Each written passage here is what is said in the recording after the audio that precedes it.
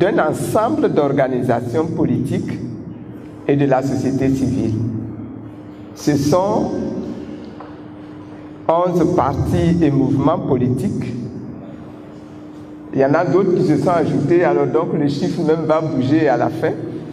Ici, j'ai sur la liste le MGC, le PDCI que nous reçoit, le PPACI, le COGEP, le GPS, l'URD, l'AIRD, le RPP, le PIP, Objectif République, le Renouveau démocratique.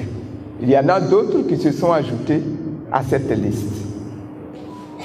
Nous avons 2 groupements d'organisations de la société civile, la FIDOP et la PEPC. Le présent point de presse commun vise 2 objectifs essentiels.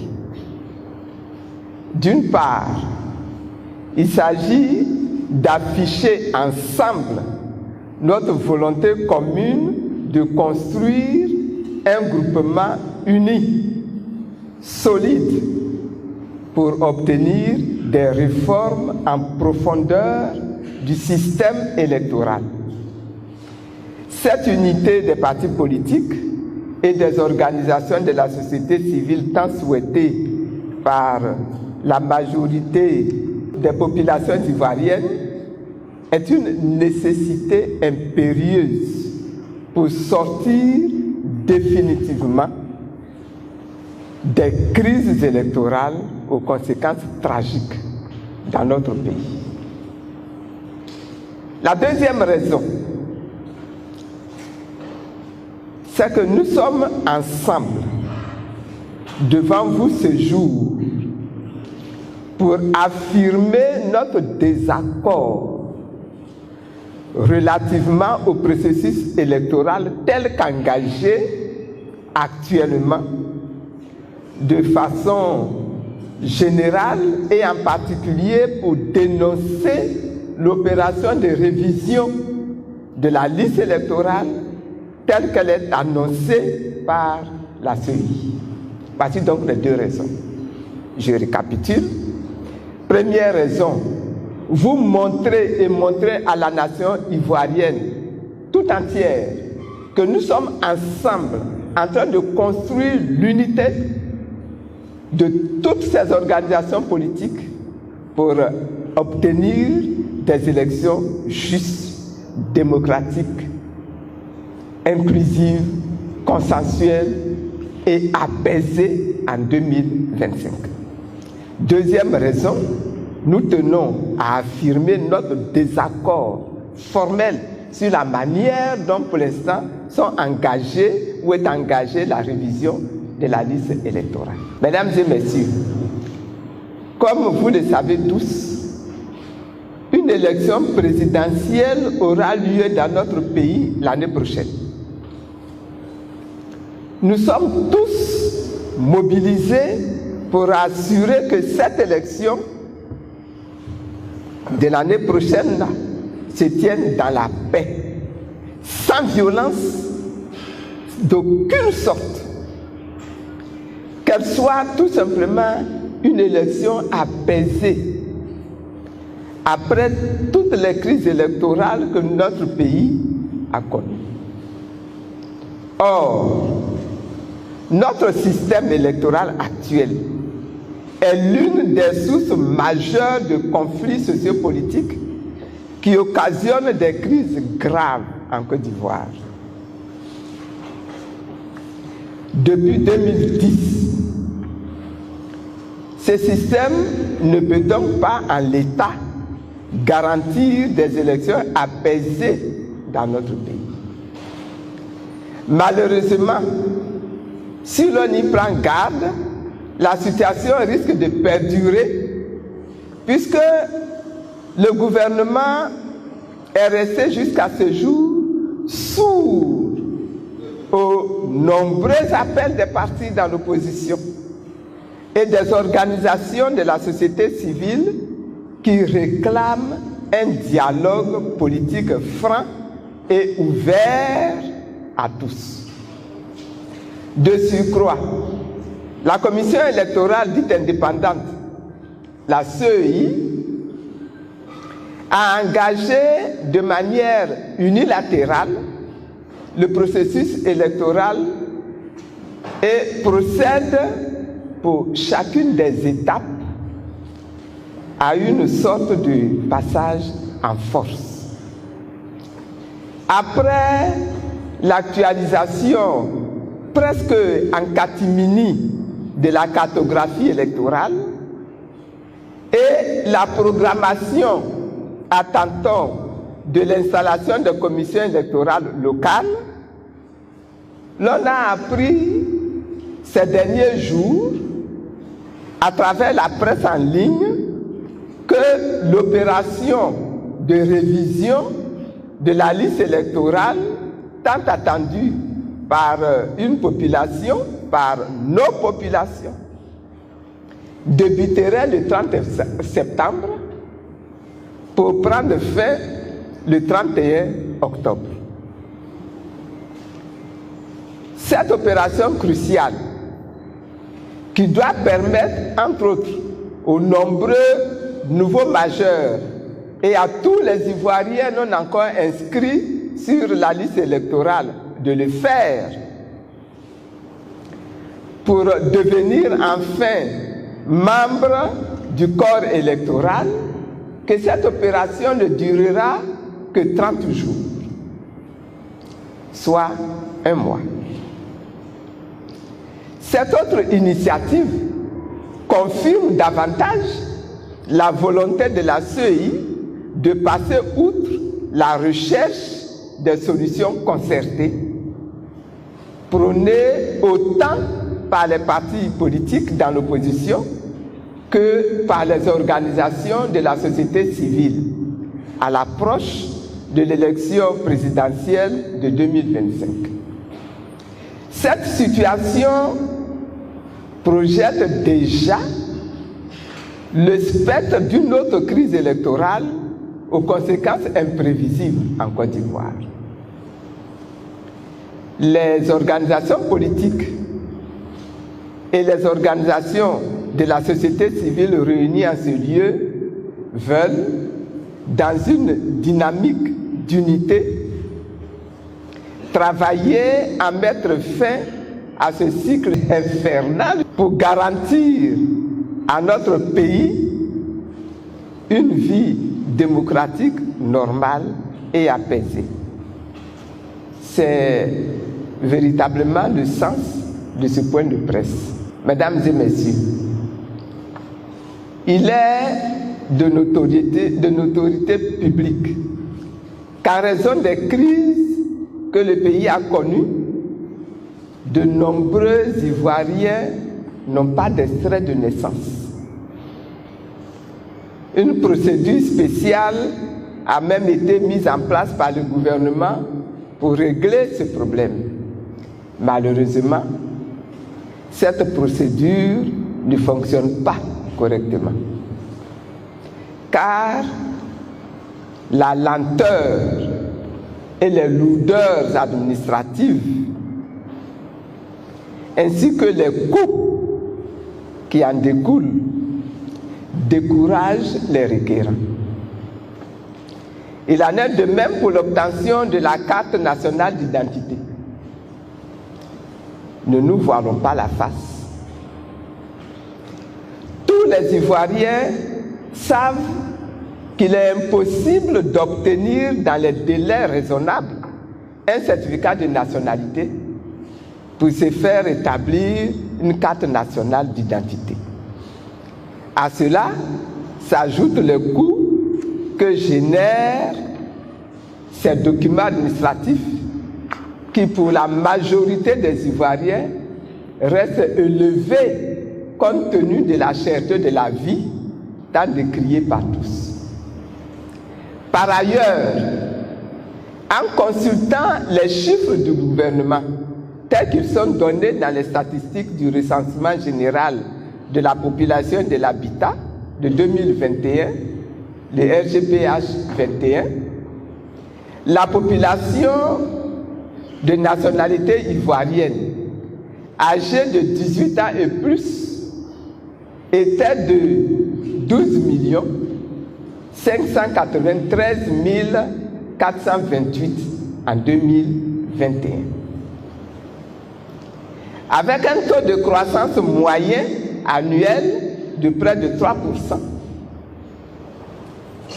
Le nombre d'Ivoiriens en 2024 de plus de 18 ans et donc en âge de voter et qui devait figurer sur la liste électorale est estimé à plus de 13 millions. 13 millions, je répète, 13 millions de citoyens. Quand on sait que 3 années se sont écoulées, de 2021 à 2024, et que par conséquent, la population électorale actuellement de 8 12 424 s'inscrit a forcément augmenté. Le minimum de nouveaux électeurs que l'on est en droit d'attendre de l'opération de révision de la liste électorale est de 5 millions de personnes. Mesdames et messieurs, nous estimons que l'inscription de nouveaux majeurs et de nouveaux électeurs sur la liste électorale ne doit pas être limitée dans le temps. C'est ce qui se fait dans de nombreux pays, en Afrique, en Europe, en Asie, aux États-Unis d'Amérique. Nous demandons que la liste électorale soit ouverte. Ouverte jusqu'à 3 mois avant les élections de 2025.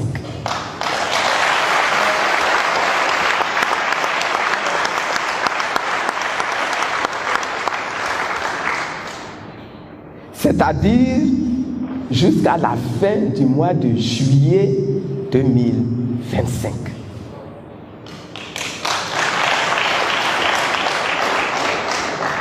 En tout état de cause, la révision de la liste électorale ne doit pas faire partie des raisons du faible taux de participation des populations ivoiriennes aux échéances électorales à venir.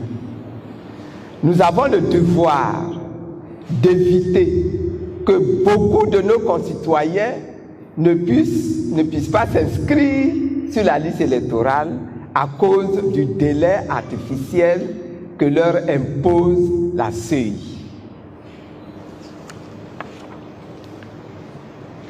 Rappelons qu'en 2020, une période de 21 jours avait été consacrée à l'opération de révision de la liste électorale pour une population électorale potentielle d'un peu moins de 9 600 000 personnes. Cette opération avait abouti à un chiffre global de 7 495 082 personnes représentant la population électorale révisée. En 2022, alors que le nombre d'électeurs potentiels avait augmenté et était passé à 12 600 000 personnes, la période réservée aux élections, aux opérations d'inscription sur les listes électorales, de mise à jour du statut et de vérification de la présence des électeurs sur la liste électorale avait été de 32 jours. Nous le savons tous. Il en a résulté la population électorale actuelle de 8 12 424 personnes.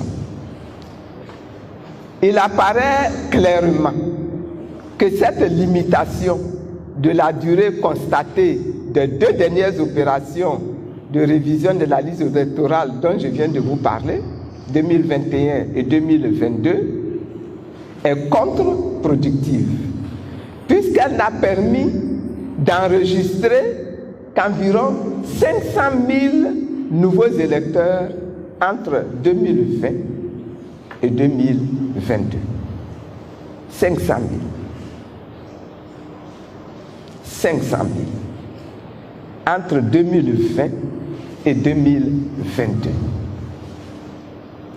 Mesdames et messieurs, au regard de ce qui précède, les organisations politiques et de la société civile signataires de la présente déclaration adoptent la position commune articulée autour des points ci-après.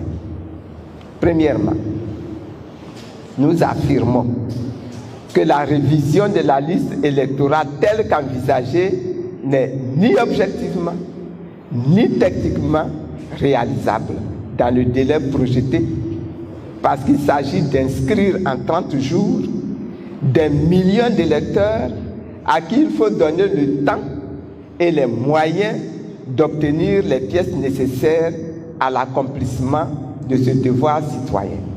Ce n'est pas possible.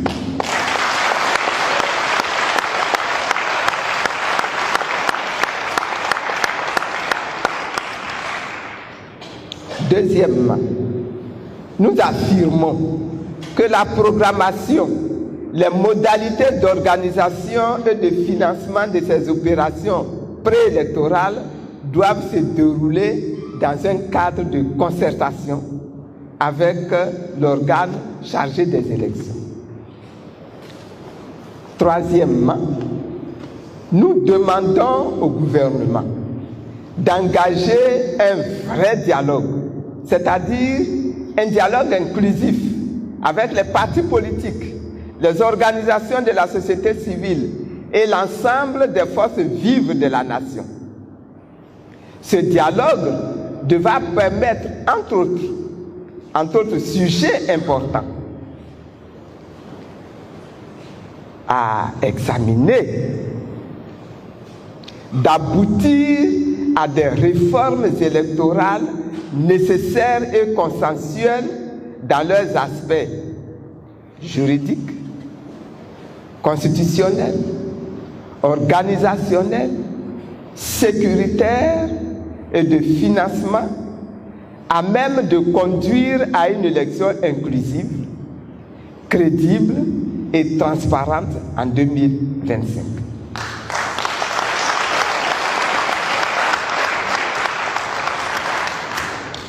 Et que ces élections répondent aux standards internationaux et gagent d'un nouveau départ de la Côte d'Ivoire dans la justice, dans l'équité, dans le respect des droits civiques de tous les citoyens.